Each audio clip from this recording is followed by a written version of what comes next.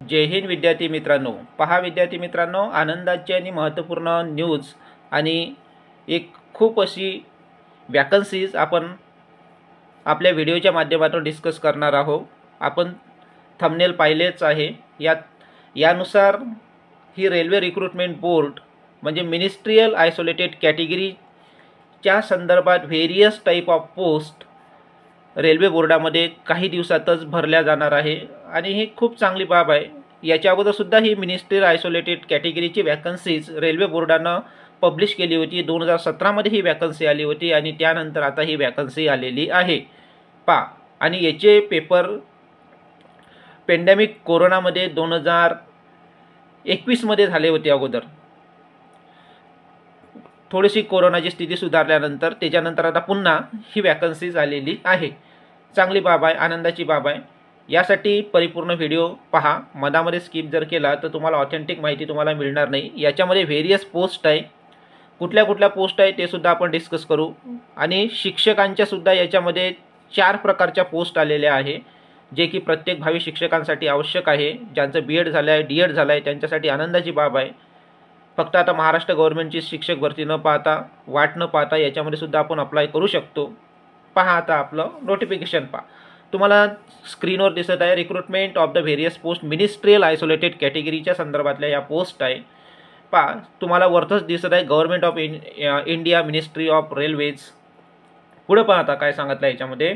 Application are invited from the eligible candidate for the various post of ministerial isolated category in the table below the last day submission application. तुम्हाला date दिसत आहे. Application completed in all respect must be submitted online only. तुम्हाला हे जे समजा application करावं लागेल तर फक्त ऑनलाईन मोडनंच तुम्हाला ॲप्लिकेशन करावं लागेल. ओपनिंग डेट कधी चालू होणार आहे हे ॲप्लिकेशन 7/1/2025. 7/1/2025ला हे ॲप्लिकेशन सुरू होणार आहे आणि क्लोजिंग डेट तुम्हाला 6/2/2025 हे तुम्हाला लास्ट डेट याच्यामध्ये देण्यात आलेली आहे. समजलं. म्हणजे हे जे रेल्वे बोर्डाचं जे नोटिफिकेशन आहे हे सध्या शॉर्ट नोटिफिकेशन रेल्वे बोर्डानं टाकलेलं आहे. यानंतर ब्रीफ नोटिफिकेशनसुद्धा काही दिवसानंतर आपल्या साईडवर येणार आहे आणि त्याची चर्चासुद्धा आपण करू. समजलं. आता कुठल्या कुठल्या पोस्ट आहे आपण त्याची जे वाट पाहत आहे पहा. आता खाली कोणत्या कोणत्या पोस्ट आहे पहा. नेम ऑफ द पोस्ट तुम्हाला स्क्रीनवर दिसत आहे. इकडे पे स्केल दिसत आहे. इनिशियल आपली इथं पे लेवल दिसत आहे. कोणत्या पेनुसार तुम्हाला दिसणार आहे. तर इनिशियल पेमेंट पगार किती राहणार आहे, मेडिकल स्टँडर्ड काय राहणार आहे, एज क्रायटेरिया काय राहणार आहे आणि टोटल वॅकन्सीज किती असणार आहे तुम्हाला दिसत आहे स्क्रीनवर. आता याच्यामध्ये पहा. आता याच्यामध्ये मी हे सगळं करून ठेवलं आहे. हे अगोदरच असं असं असणार आहे आणि किती किती हे राहणार आहे. आता पाहू आपण याचं. पहिली पोस्ट पहा. म्हणजे post graduate teacher of different subjected म्हणजे PGT आणि व्हेरियस सब्जेक्ट याच्यामध्ये आहे. याला पे स्केल लागणार आहे 8वा. पगार तुम्हाला 47,600. मेडिकल स्टँडर्ड C2 आणि एज क्रायटेरिया 18 ते 48 वर्ष आणि टोटल पोस्ट असणार आहे 187. किती असणार आहे 187. लक्षात असू द्या. दुसरी पोस्ट आहे scientific supervisor economics and training. Pay scale 7वा लागणार आहे यांना 44,900 पगार. एज क्रायटेरिया 18 ते 38 वर्ष आणि एकूण पोस्ट असणार आहे 3. नंतर आहे train graduate teacher of different subject म्हणजे TGT. TGTची इथं पोस्ट आहे. पे स्केल 7वा लागणार आहे. 44,900 पगार असणार आहे. एज क्रायटेरिया 18 ते 48 वर्ष आणि एकूण वॅकन्सीज असणार आहे 338. किती असणार आहे 338 वॅकन्सीज याच्यामध्ये असणार आहे. नंतर आहे chief law assistant. Chief law assistant म्हणजे 7व्या पे स्केलनुसार यांना पगार असणार आहे. 44,900 पगार यांना असणार आहे. क्रायटेरिया आहे एज क्रायटेरिया 18 ते 43 दरम्यान. ह्या कॅन्डिडेटचं जर वय असेल, प्रत्येक कॅन्डिडेटचं इथं एज क्रायटेरिया दिला आहे, यानुसार असेल तर तुम्ही अप्लाय करू शकता आणि एकूण पोस्ट असणार आहे 54. नंतर आहे पब्लिक प्रॉसिक्युटर. 7व्या पे स्केलनुसार यांना असणार आहे 44,900 पगार. 18 ते 36 यांचा एज क्रायटेरिया आणि टोटल वॅकन्सीज असणार आहे 20. नंतरची पोस्ट आहे physical training instructor English medium. 7व्या पे स्केलनुसार 44,900 पगार. 18 म्हणजे एज क्रायटेरिया 18 ते 48 वर्ष आणि टोटल वॅकन्सीज असणार आहे 18. समजलं. नंतर आहे senior assistant training. Pay scale लागणार आहे यांना 6वा पे स्केल लागणार आहे. नंतर पगार तुम्हाला 35,400. एज क्रायटेरिया या उमेदवारांसाठी आहे 18 ते 36 वर्षे आणि टोटल पोस्ट असणार आहे 2. नंतर आहे ज्युनियर ट्रान्सलेटर हिंदी, म्हणजे वेगवेगळ्या विषयाच्या ट्रान्सलेटर असतात. इथं हिंदीच लँग्वेज पाहिजे, हिंदी लँग्वेजच्या ट्रान्सलेटरची पोस्ट आहे.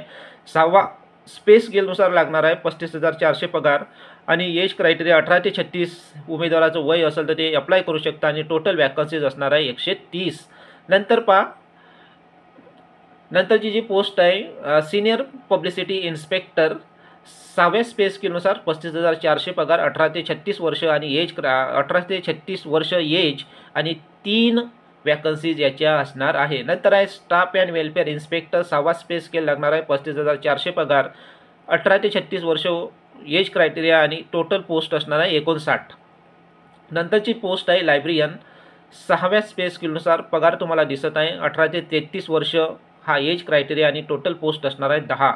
नंतर आहे म्युझिक टीचर.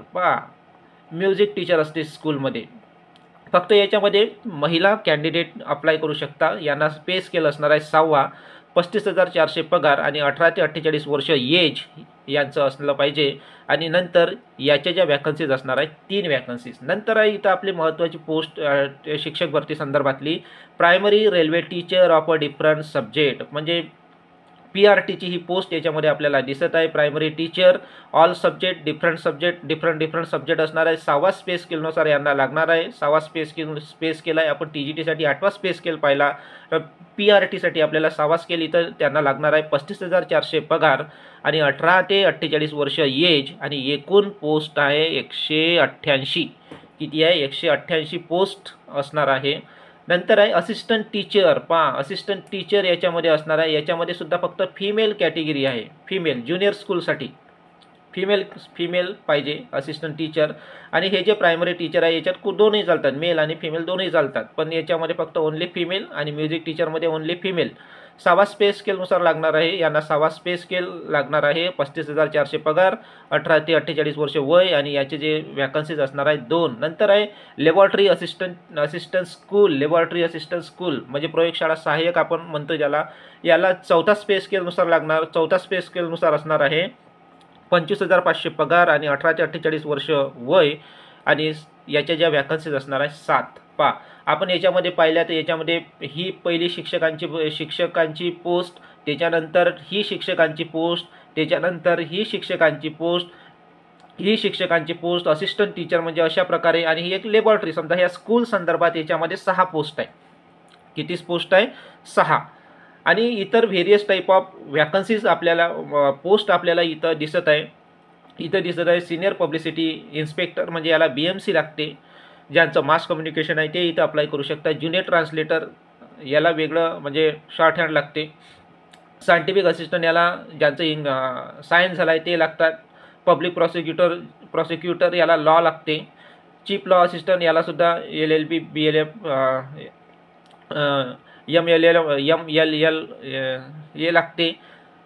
आता अशा ह्या व्हेरियस पोस्ट आपण पाहिलेल्या आहे. नक्कीच ही आनंदाची बातमी आहे. आणि शिक्षकांसाठी सुद्धा ज्यांचं D.Ed झालं आहे, B.Ed झालं आहे, यांनासुद्धा याच्यामध्ये अप्लाय करता येते. 2017 नंतर आता ही सॉरी विद्यार्थी मित्रांनो, 2017 नंतर आता ही वॅकन्सीज आलेली आहे. पुढं पाय याच्यामध्ये आता इथं आपल्याला हे झोन दिसते, कोणत्या झोनमध्ये आपण या वॅकन्सीज येणार आहे हे आपल्याला दिसते. इथं पहिलं झोन दिलेलं आहे RRB अहमदाबाद, इथं दिलं आहे अजमेर, इथं दिलं आहे बेंगलुरू, इथं दिलं आहे भोपाळ, भुवनेश्वर, इथं नंतर चंदीगड, सेंट्रल RRB, नंतर इथं गोरखपूर, इथं गुवाहाटी, जम्मू अँड काश्मीर, कोलकाता, बिलासपूर तुम्हाला दिसत आहे. आपल्यासाठी महाराष्ट्रामध्ये मुंबई, इथं मुंबई RRB, पटना, प्रयागराज, रांची ही वेगवेगळे झोन तुम्हाला दिसत आहे. ज्या झोनमध्ये जसं वॅकन्सी येईल तशा तुम्हाला तिथं भरावं लागेल. चांगले बाबा, याच्यामध्ये एवढं काही फीज नसते. आपल्या महाराष्ट्र गव्हर्नमेंटसारखी 1000 रुपये याच्यापर्यंत फी नसते. आणि हे रेल्वेचे पैसेसुद्धा आपल्याला वापस येत असते, हे पण तुम्हाला माहीत आहे. आणि याची परीक्षेसाठी सुद्धा आपल्याला हे एक पास काढून देत असते आपल्याला. SC ST कॅटेगरीसाठी ही एक चांगली बाब असते. आधी काही म्हणजे फुकटच आपलं जाणं असते. नंतर तुम्हाला इथं सांगत आहे खाली This notification is purely indicative Major candidates are required to go through the post parameter table. The vacancies table is details center. तुम्हाला ही हा डेट दिसत आहे रेल्वे रिक्रुटमेंटचं. Association their eligibility before the applying through the online mode. फक्त online मोडनंच आपल्याला हे apply करता येते. Any curriculum add important notice and release to the also recruitment shall be issue from the time on the about the website RRB. म्हणजे ही जी सगळी आहे brief notification तुम्हाला RRBच्या साईडवर काही दिवसानंतर इथं तुम्हाला येणार आहे. शक्यता तुम्हाला 21/12 तुम्हाला 2024 इथं दिसत आहे. 21/12/2024 ला हे all brief notification ministerial isolated कॅटेगरीचं हे टाकणार आहे.